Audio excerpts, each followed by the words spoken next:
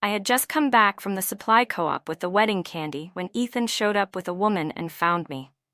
"Grace, Lily is pregnant," he said. "I can't stand by and watch her carry a months-old baby and be condemned. I've decided to register the marriage with Lily first."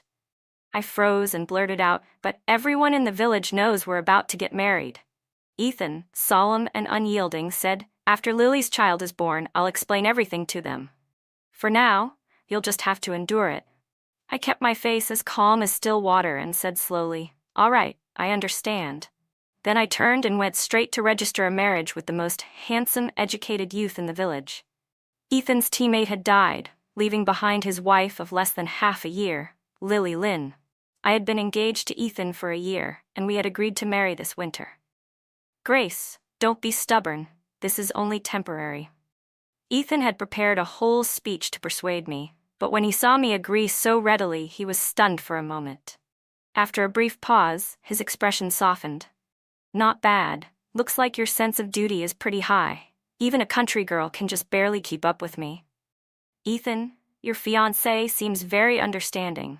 That puts my mind at ease," Lily said to him, her tone sweet yet false. I looked at her in a brand new floral dress, a bright yellow hair clip in her hair. Her belly was still flat. She looked like an unmarried girl. Ethan pulled a not quite new hair clip from his pocket and handed it to me. "I had meant to buy you a dress for the wedding, but Lily just arrived and doesn't have spare clothes, so I gave the dress to her. Anyway, it's not convenient to wear skirts when you're working in the countryside, and once we're married, you won't be dressing up like that anymore. This hair clip is something my mom bought when she first got married. I brought it especially for you today. It suits you best." "No," I said, refusing with my expression alone. Lily stepped forward, eyes reddening, on the verge of tears. "Grace, do you blame me for dragging you down? It's all my fault. If you're angry, you're right to be. If I'd known, I shouldn't have kept this child. I should have gone with the baby's father, so I wouldn't be such a burden." Her tears spilled over as she sobbed pitifully. Ethan's eyes filled with pain. He hurried to comfort her. "Lily, it's Grace who's being thoughtless. Being able to marry you and take care of you and the baby is my honor. Don't think about doing anything foolish." Then he turned and glared at me. "Grace, Lily is a weak woman, and she's pregnant. Are you trying to push her to her death? My marriage with her is decided. You don't get a say." With that, he supported the frail Lily and left. I looked at the old hair clip he had left on the ground, and my gaze darkened. Ethan and I had known each other since childhood. He had always been braver than the others. Back then, because my family had no son, the villagers mocked us. Though we got the same work points as others, we had to do twice the labor. The village kids bullied me, throwing stones and saying my family had no boy to carry on the line, that we were unfilial and ought to be thrown into the cattle shed to dig manure pits. Ethan blocked the stones for me, chased those kids away, and pulled an egg from his pocket to comfort me, telling me not to be afraid. With him there, no one dared bully me. When we grew up, he said he would marry me with honor and went off to join the army. 1 year, 2 years, until 6 years later, he finally carved out a path and became a leader. We happily got engaged and promised to marry this winter. He said he would protect me for life. Everyone in the village envied me, saying I was lucky to have found a man who was capable and who cherished me, until he put his arm around another woman and said he was going to register a marriage with her. Those promises vanished like a joke, gone up in smoke. Since that's how it is, I don't want you either. Grant, will you marry me?" I found Grant, the educated youth who had been sent down to the countryside earlier this year. I had heard his family were intellectuals from the northern city, and only because his maternal grandfather owned a little land had he been labeled as having a bad background and sent down to our village as an educated youth. He was really handsome. The first time I saw him, he wore a plain white shirt and black trousers. His face was clear and bright like the moon. But the village aunties all said he couldn't shoulder a load or lift a thing. Apart from his face, he was good for nothing. The refined, handsome man sprang up from his chair as if stung, his eyes wide and his face flushed. "Grace, you must be joking," Grant said. But he knew how the villagers looked down on him. When he went out to work in the fields, girls would steal glances at him, but none dared court him. He knew his build wasn't hulking, but beneath that white shirt, his body, though lean, was no weaker than anyone else's. I mean it. Marry me, and you won't have to slog in the fields to earn work points anymore. I'm strong, I can support you. He was so stunned by my answer that he nearly lost his breath and burst into a fit of coughing as his voice got stuck. After a long moment, with his ears still red, he looked at me. His hands trembled and his lips murmured, "You don't have to support me. I can earn money, I'll give you a good life." Then he glanced at the drafty dorm where he lived, and at the single chair in the room, his face flushing. "You said you'd marry me?" My eyes brightened in an instant. I admit I'd come to see Grant partly out of spite. Ethan was certain I wouldn't marry anyone but him, and had shamelessly humiliated me, and I was unwilling to wait for him any longer, so I rushed to Grant without caring what might happen. I was prepared to be refused. I never expected him actually to agree. He pressed his lips together and, a little red-faced, said, "Wait a few days so I can prepare some things for the wedding. My parents in the northern city have always worried about me. Long-term anxiety has left them in poor health. Now that I'm getting married and settling down, they can relax. This is the only thing I can do for them. Don't worry. My family has already prepared everything. They only need a groom." Because my family had already bought quite a few things for marrying Ethan this winter, quilts, basins, towels, Grant looked at me. A woman flushed with excitement, and the corner of his mouth lifted. "No, I have to prepare a special gift, just for my bride." The next morning, I took the marriage application to the village head's house. The village head was a thin old man holding a pipe, taking a few puffs at a time. "The marriage has been decided. You should file the application. Wait for me to sign, and I'll issue the village certificate. Tomorrow you can go with that Zhao boy to register."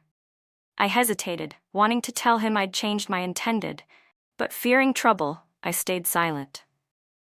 The village head only glanced at the few big characters at the top of the form and didn't look a second time. He issued the certificate.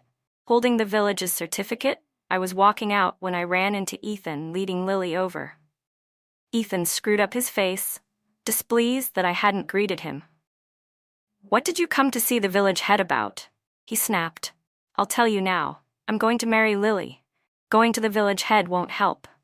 I rolled my eyes at him and, not wanting to argue, started to walk away, but he put out an arm to block me.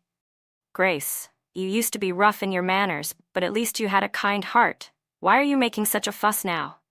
Don't you have any sympathy at all?" Lily pretended to be distressed as she stepped forward and grabbed Ethan, saying, "Ethan, it's all my fault for breaking you and Lou's relationship. He had every right to be angry with me. Blame my miserable fate if you must. My husband died less than half a year after we married. I was making things hard for him. Why don't you just marry Comrade Grace and forget about me?" she pleaded. "Don't worry about me. Lily won't be here anymore. You'll be my wife. I will take good care of you both." Lily gave a little sob of "oh," and, overcome with emotion, threw herself into Ethan's arms, tears pouring down. Watching them hold each other, I couldn't help but feel resentful. "May Malin be watching from heaven. Does she know you're caring for his wife and child like this?" Ethan said, and when he saw I remained unmoved, standing cold and indifferent by, a surge of anger rose in him. "Grace, I misjudged you. All those times Lily begged me to marry you were wasted. It turns out you can't even compare to her in the slightest. Lily is not only lacking in ideological awareness, she's rotten in her thoughts. You'd better go home and reflect honestly. If Lily's child is born and you improve your behavior, I might still marry you. Otherwise, don't blame me for being merciless." I looked up at him. "If you think so little of me and speak to me with such contempt, what right do I have to be your wife?" Ethan straightened his chest and radiated confident arrogance. "Fine. At least you've got some self-awareness. Just behave, and when Lily's belly grows, come take good care of her and help her give birth. I'll consider marrying you sooner." I wanted to slap the marriage application I'd tucked in my pocket across his face. I couldn't believe I'd been so blind to want him in the first place. But thinking of how cautious Grant had been around the village, I didn't want to cause unnecessary trouble for him, so I merely shot Ethan an annoyed look and said, Ethan, I mean it. I don't want you. Let our families call off the engagement. You marry your Lily. I'll marry whom I choose. From now on, we'll leave each other alone. It's finished. Ethan visibly panicked when he heard that. He and I had known each other since childhood. Our families had even set the marriage, just waiting for Winter to register and hold the banquet. Word had spread for miles that we were engaged. If you don't marry me, who else will you marry? Aren't you just angry because I'm registering with Lily first? I already told you. Wait until her child is born and I'll marry you. What's the rush? Seeing Ethan grow tense, Lily immediately bit her lip, grabbed his arm and whispered in his ear, Ethan, don't fall for it. He's saying this on purpose to make you back down. Think about it. He likes you so much. Your family's marriage is set. He wouldn't marry another. He's only trying to manipulate you. Ethan let out a sigh of relief and then looked at me with a very sharp expression. Grace, I advise you not to play this slow tease game. Lily, once I'm married to you, I'm done with you. Just wait for me 10 months. Ethan didn't believe for a second that I would marry anyone else. In his mind, he was the best prospect a country girl like me could find. I looked at him calmly. Believe it or not, it's up to you. Just don't bother me about your business again. With that, I strode away. Watching my retreating figure, Ethan, half embarrassed and half furious, shouted, Grace, how long are you going to keep up this stubbornness?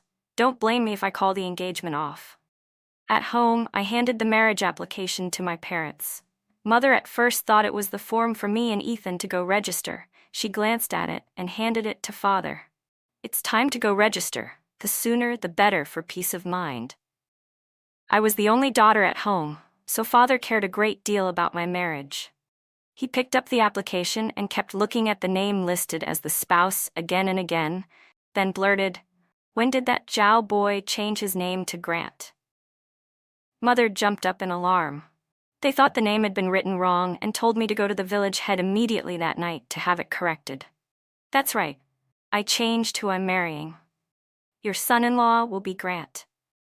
I picked up a cornbread bun from the table, dipped it in the salty pickles, and calmly told my parents. You want to die, don't you? You silly girl, are you rebelling against us? My mother shouted, rushing over to pinch my ear. Such a good fiancé you throw away, and you pick some pretty-faced weakling? Can that face feed you? I dodged her iron grip and stubbornly shot back. Yes, I like his face.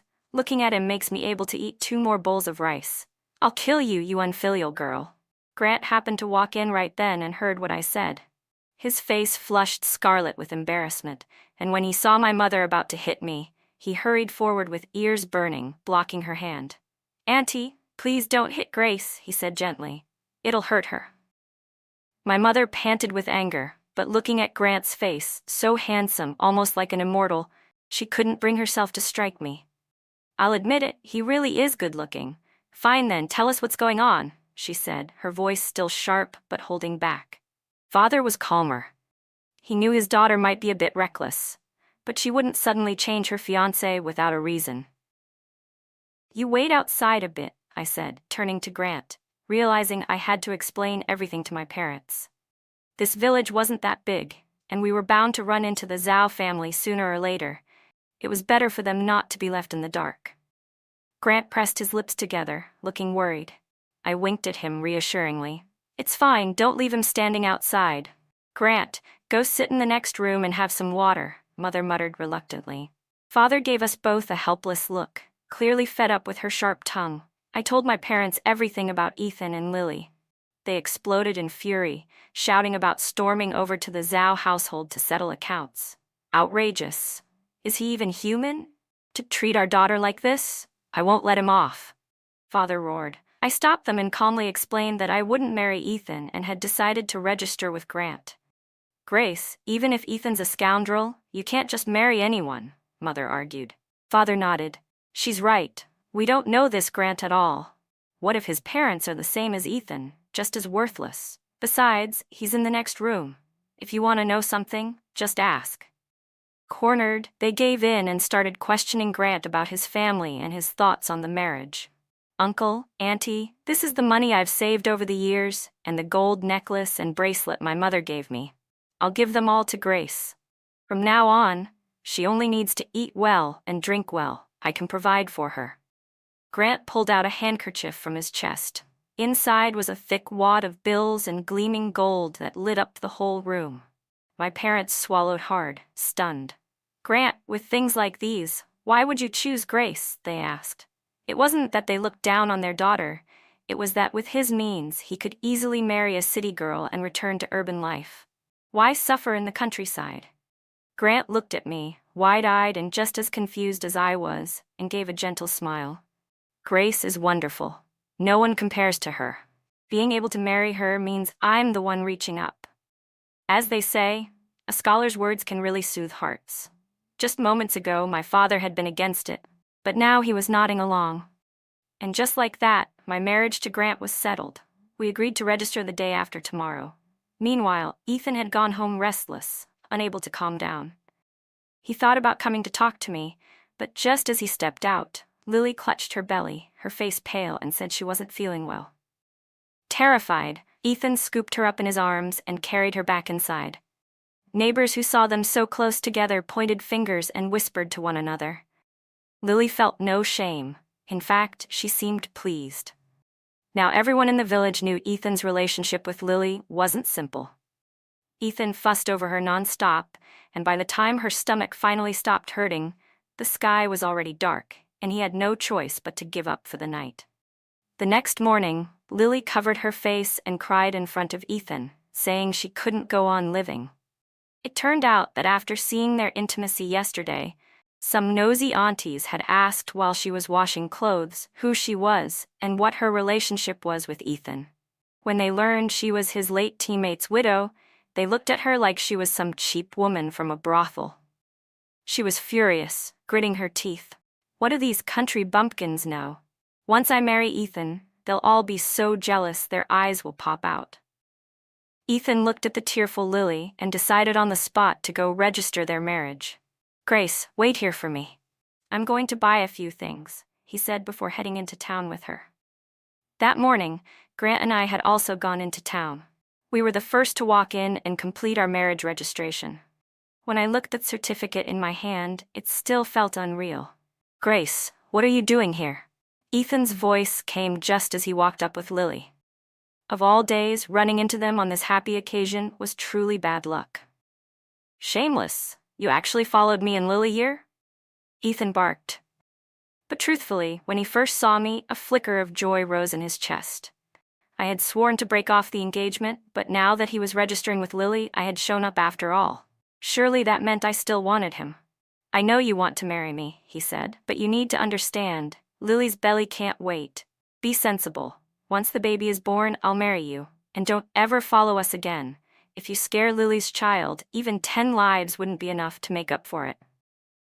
With that, he slipped an arm around Lily's waist and gave me a look as if tossing scraps to the poor. I stared at the foolish pair and turned to leave. When Lily saw I didn't scream or fight, she curled her lip and said with false modesty, "Ethan, maybe we should forget this. I can't compare to Grace. You grew up together. If she really gets angry and breaks the engagement, what will happen?" "She wouldn't dare," Ethan said with disdain. "The whole village knows she belongs to me. Who else would want her? And besides, no one else here could compare with me." I answered flatly, "I already said it. Our families are breaking off the engagement. From now on, we'll have nothing to do with each other. Don't flatter yourself." I didn't bother wasting another word and walked away. Ethan watched me leave, a gnawing unease creeping into his chest. He wanted to chase after me, but Lily clung tightly to his arm, holding him back. "Ethan, are you regretting this?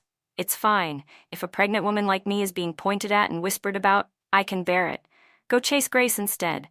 You two can still register today." She lowered her head, looking pitiful. "How could I?" Ethan said firmly. "I promised Malin I would take care of you and the baby. I won't let you suffer." And just like that, Lily held the fresh marriage certificate in her hands, a triumphant smile playing on her lips. Childhood sweetheart, engagement, none of it mattered. Ethan had still abandoned me for her. At home, Mother looked at my marriage certificate, laughing until she cried. "When you were born, you were no bigger than a kitten, and now you're married. From now on, you can't be so reckless. Remember, you have to think of the family." Father's face was filled with relief. Good, good. A wedding is a happy thing. Let's tidy things up for our daughter. In a few days we'll hold the banquet. He decided the celebration would be held 3 days later. Since the cowshed where Grant was staying was far too shabby, the wedding room would be prepared at our house. On the wedding day, I wore the new clothes Grant had bought me right after we got our certificate. I was chatting with Mother when it wasn't even time for the banquet yet when Grant said he needed to step out to bring me something. Just then, noise suddenly erupted outside. Mother and I went out to look, and there was Ethan.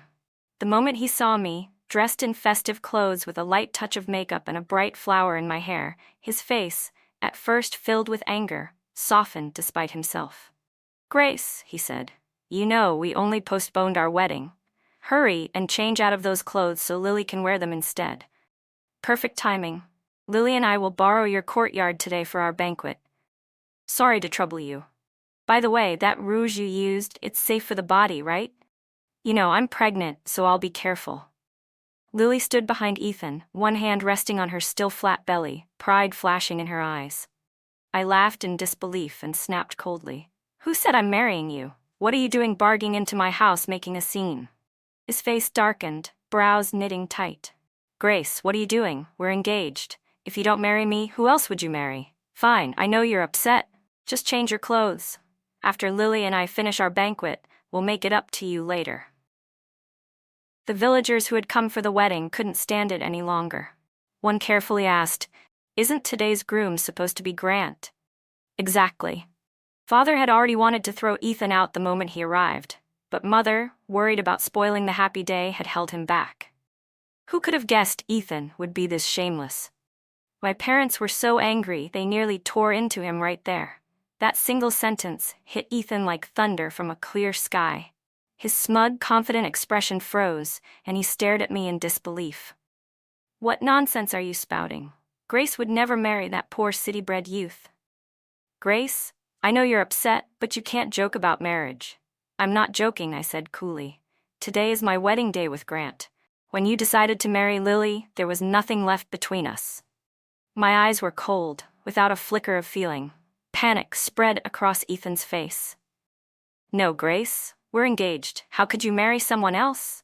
You let me register with Lily, but you won't let yourself get married? Don't forget, you're the one who betrayed me first." "You knew exactly what you were doing," I answered. "If you wanted to play father to Lily's child, that's your business. But don't expect me to be the fool left behind." Seeing the indifference in my eyes, Ethan's chest clenched in pain. He never imagined I'd be so resolute. Gritting his teeth, unwilling to accept it, he lunged forward, seized my wrist, and barked, "You're coming with me now. I can pretend none of this ever happened. We can still be together." A sharp, steady voice rang out. "And where exactly are you trying to drag my wife?" Grant appeared at the doorway, pushing a brand new bicycle. He set it aside and strode straight over, prying Ethan's hand off me in one fierce motion before pulling me behind him. Only then did I realize Grant was half a head taller than Ethan. Though a bit lean, his sharp eyes and steady bearing gave nothing away. His presence matched Ethan's entirely. The veins on Ethan's forehead throbbed as he clenched his jaw. "Grant, how dare you steal my woman?" Grant arched a brow, pulled a red certificate from his chest, and held it up. "Your woman? Grace is my lawful wife. At most, you're her ex-fiancé." Ethan's eyes widened at the names on the marriage certificate, disbelief flooding his face. "Grace, you actually registered with him? How dare you?" I looked at him, on the verge of exploding, and said lightly, "Why not? You could register with Lily, but I can't with Grant." Ethan sucked in a deep breath, forcing himself to rein in his rage. "Grace, stop this nonsense. I know you're upset that I registered with Lily, but you can't just grab some man to spite me. Before things get any worse, divorce him now," Ethan said sharply. "Then you and I can register right away." At those words, Lily's face went pale. If Ethan divorced her, wouldn't all her careful scheming go to waste? She stepped forward slowly, her cheeks flushed as she looked at Grant's clear, striking face. With a soft voice she said, "Comrade Grace, how could you marry someone else out of spite? How can Ethan keep his dignity if his comrades find out? He's always told me how deeply you loved him, how strong your bond was, And now you turn around and secretly marry someone else. How disappointed he must be. Her words on Ethan's behalf struck a chord with him. Yes, he thought. Lily is so considerate and understanding, unlike Grace, who doesn't care about my reputation at all. So willful, so reckless. Grant, however, wasn't having any of it. Comrade, he said firmly, you're the one who registered with Ethan, aren't you? What right do you have to call Grace a third party who stole someone's fiancé? His words, cutting through Lily's hypocrisy, made her face darken. Staggering back a few steps, she choked out through tears. It's my fault. Blame me. My husband died too early and left me with a child in my belly. I should have gone with him instead of dragging Ethan down. Below. Enough. Ethan snapped. Grant, if you want to come at someone, come at me. What kind of man bullies Lily? He saw my cold indifference on one side and Lily sobbing pitifully on the other, and it left him restless, confused, and angry. I spoke up, my tone icy. Today is my and Grant's wedding day. If you came to congratulate us, sit down and have a drink. If you came to stir up trouble, you're not welcome. Get out. Ethan, what nonsense is this? Villagers muttered. You already registered with someone else, so why come to Grace's house? Don't be so greedy. You can't eat from one bowl while staring into another. You married another man's woman, yet you won't let her marry? What kind of logic is that? The murmurs around him burned Ethan's cheeks crimson. He opened his mouth to argue, but no words came. Finally, all he could do was look at me helplessly. Grace, believe me or not, my heart is only with you. If you come with me today, I can forgive everything between you and Grant. Get out. I cut him off. Frustrated and unwilling, Ethan dragged Lily away. My parents, relieved, turned back with smiles to welcome the guests. Grant took my hand, his eyes shining as he said, Grace, you look beautiful today. I pressed my lips into a smile. And you, Comrade Grant, were very brave today. He scratched his head awkwardly. Anyone who bullies you is no good. No matter what Ethan does, he has nothing to do with us now. Grant had bought me a brand new bicycle, and the whole village looked on in envy, especially the young women who had once admired his handsome face but never dared confess their feelings. Now, they nearly smacked their thighs black and blue with regret. Meanwhile, Ethan returned home, his face stormy. Lily watched him carefully and, trying to stay composed, said, Ethan, Grace is mistaking a block of wood for a pearl. She'll regret it sooner or later. Right now, you mustn't soften your heart. If you do, and later you marry her, won't she have the upper hand in everything? It's better to stay cold, let her suffer, and only when she realizes your worth will she come back to you. Grace has never spoken a bad word about you, Ethan muttered. Why do you always slander her? I know better than anyone what kind of person she is. He couldn't explain it, even to himself. On other days, he thought Lily was gentle and attentive, but hearing her belittle Grace today filled him with distaste. You're scolding me? You're actually scolding me for that woman? Lily's eyes widened in disbelief as she stared at Ethan. She stared at Ethan, unable to believe what she was hearing. The woman who had always been obedient, gentle, and considerate now dared to yell at him for someone else's sake. Lily's tears flowed uncontrollably. What did I say wrong? He'd rather give up a deputy battalion commander like you and choose some poor educated youth? What else could it be but blindness? Isn't it just for his face? Something in her words pierced Ethan's rawest nerve. His face flushed scarlet, and his sharp gaze stabbed at Lily like a blade. Suddenly he grabbed her slender neck, his features twisted with rage. Shut up! If it weren't for you, why would Grace reject me and marry someone else? We were about to register our marriage, but you insisted that your baby couldn't be fatherless, that it would be pitiful otherwise. Out of pity for Malin, I agreed to marry you.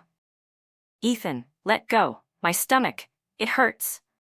Lily clawed desperately at his iron-strong grip, her face contorted in pain, her throat nearly choking shut. His eyes were bloodshot, but in the end, for the sake of the child in her belly, he released her. Then he stumbled out of the house, running aimlessly. His eyes fell on the old banyan tree in the village. He remembered playing there with me when we were little.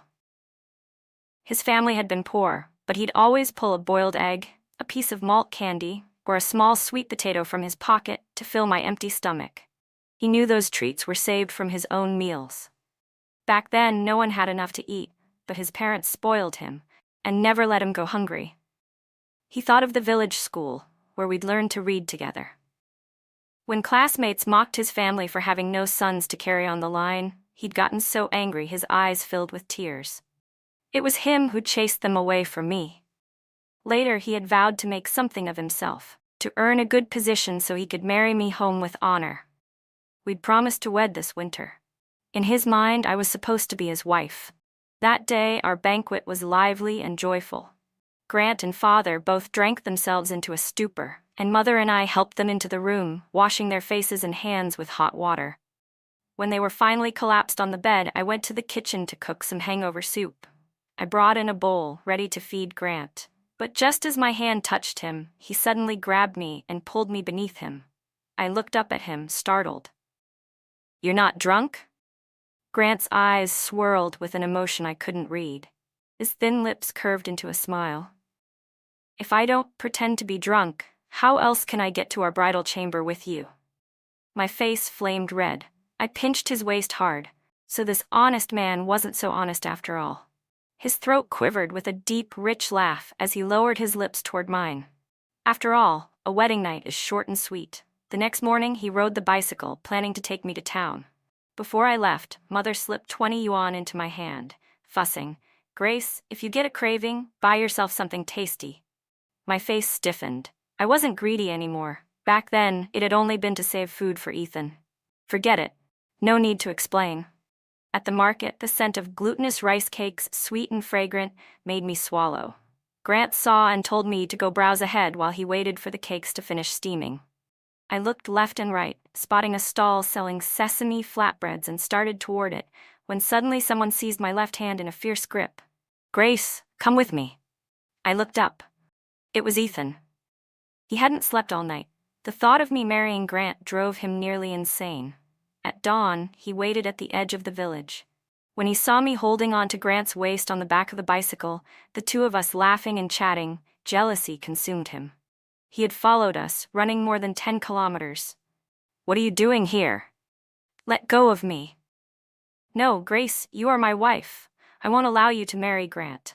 I laughed bitterly. Back when I longed for him to marry me, he'd chosen another woman. And now that I was married, the woman who had always obeyed him, the gentle, considerate one, actually yelled at him for someone else's sake, and for a moment his tears couldn't be stopped. "Did I say anything wrong? He'd rather give you up, a deputy company commander, and pick a poor educated youth. Isn't that just blindness? Isn't it just for that face?" I don't know which sentence struck Ethan's sensitive heart, but his face flushed deep red and his eyes, sharp as knives, turned on Lily. Suddenly he grabbed Lily's slender neck, his features contorted and snarled. "Shut up. If it weren't for you, Grace wouldn't have refused me and married someone else. We were about to register. It was because you insisted your unborn child needed a father, that it would be pitiful, that out of pity for you, Lynn, I agreed to marry you." "Ethan, please let go. My stomach hurts so much." Lily clawed at his iron hand, her throat choking as she tried to pry it off. Ethan's eyes were bloodshot. In the end, thinking of the child in her belly, he finally let go. He staggered out of the house, listless, and walked without direction until his gaze landed on the big banyan tree in the village. He remembered how, as kids, Grace and he often played in that tree. His family had been poor, and he would always pull a boiled egg or a piece of malt candy from his pocket to fill his hungry stomach. He knew those treats were what he'd saved to eat. In those days, no one had enough, and his parents spoiled him so they wouldn't see him hungry. He remembered the village school, where we learned to read together, and how he had chased off classmates who mocked his family for having no sons. He had once vowed to make something of himself so he could marry me with honor. We had promised to wed this winter. In his mind, I was supposed to be his wife. That night, the wedding banquet was lively. Grant and my father drank themselves drunk. Mother and I helped them to bed and washed their faces and hands with hot water. When they were drowsy on the bed, I cooked some hangover soup and carried a bowl back in to feed Grant. But the moment my hand touched him, he pulled me down under him. I stared in surprise. "You're not drunk?" Grant's eyes swirled with an emotion I couldn't read. His thin lips curved and he murmured, "If I don't pretend to be drunk, how can I get to our bridal chamber with you?" My face flushed. I pinched at the soft flesh of his waist. This apparently honest man wasn't honest at all. His throat trembled, and he let out a low, pleasant laugh as he leaned toward my mouth. After all, a wedding night is short. The next morning, he rode the new bicycle he'd bought and planned to take me into town. Before I left, Mother slipped 20 yuan into my hand, fussing that if I saw anything I craved, I should buy some. I stiffened. I wasn't greedy anymore. Back then, it had only been to save something for Ethan. At the market, the sweet smell of glutinous rice cakes made my mouth water. Grant told me to browse ahead while he waited for the cakes to finish. I wandered toward a stall selling sesame flatbreads when suddenly someone gripped my left hand hard. "Grace, come with me," he said. I looked up. It was Ethan. He hadn't slept all night. Thinking of me, married to Grant, drove him nearly mad. He'd been waiting at the village edge all morning, and when he'd seen me clinging to Grant's waist on the bike, laughing with him, jealousy had consumed him. He'd followed us, running more than 10 kilometers. "What are you doing here? Let go of me." I snapped. "No. Grace, you're my wife. I won't let you marry Grant." I laughed with bitter amusement. When I wanted him to marry me, he'd chosen someone else, and now that I was married, he let out a cold, mocking laugh, his eyes like ice. "Stop pretending, you were never pregnant." Lily's face went white. Her hands clutched the bedsheet tight as she forced out a stiff smile. "Ethan, what are you saying? The baby in my belly is almost 3 months along." Ethan snapped, yanking her wrist in anger. "Lily, to marry me, you'd stoop to any filthy trick, wouldn't you? Get up. We're divorcing right now. Our marriage was a mistake from the start. My wife should have been Grace." He dragged her off the bed with brute force. Lily stared at his rage in despair. She had never imagined her lie would unravel so quickly. She had thought she could stall a few days, turn pretense into reality, and get pregnant for real later. "No, Ethan, I won't agree to a divorce. Didn't you say you'd take care of me for life? You're the one who abandoned Grace. Why act so false now?" "You're the one who lied," Ethan shouted. "You used a fake pregnancy to win pity. That's the only reason I agreed to a sham marriage. The one I love most is Grace, always has been, always will be." He dragged Lily roughly across the floor, her body convulsing with pain until she spat out whatever came to her lips. "You hypocrite, pretending to be so devoted. You only overestimated yourself. You thought Grace couldn't live without you, so you trampled her. You deserve to lose her. You deserve." Smack! Ethan's palm cracked across her face, his eyes burning with hatred. The two of them brawled bitterly in the hospital, until Lily, hair disheveled, covering her face, sneered coldly. "Too late now, Ethan. We're married with papers. Even if you want to, you can't get rid of me." Time and again, Ethan filed for divorce, and every time his applications were denied. "Ethan, you're tied to me for life," Lily declared. "Forget about leaving. I'll never give up being a leader's wife. That honor is mine." Ethan looked at her, her mask stripped away, and his fists clenched tighter and tighter.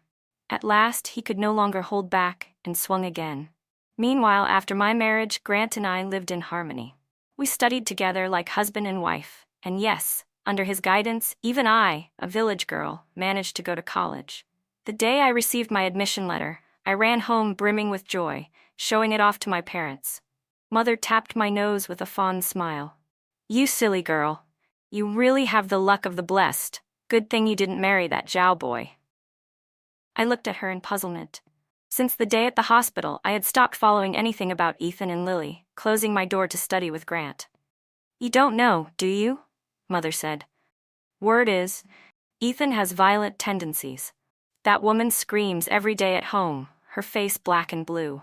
Even their village head went to advise them to divorce, saying no life is worth living like that. But he refused. Claimed people were just jealous that his wife had a husband who was once a leader." I folded the admission letter, my expression calm. If that's the fate they chose, let them. If they think it's happiness, so be it. It's the marriage they schemed for. Why would they give it up so easily? Ethan came looking for me several times afterward, but each time Father and Grant turned him away. Grant even warned him harshly that if he dared harass me again, he would report him. Only then did Ethan stop. Lily followed him to the northern city, but they didn't last long. Ethan was expelled for misconduct, and Lily's dream of being a leader's wife shattered completely. Their entanglement dragged on for a lifetime. But none of it concerned me anymore. At that moment, watching Grant walking ahead with our daughter, my heart felt full and warm.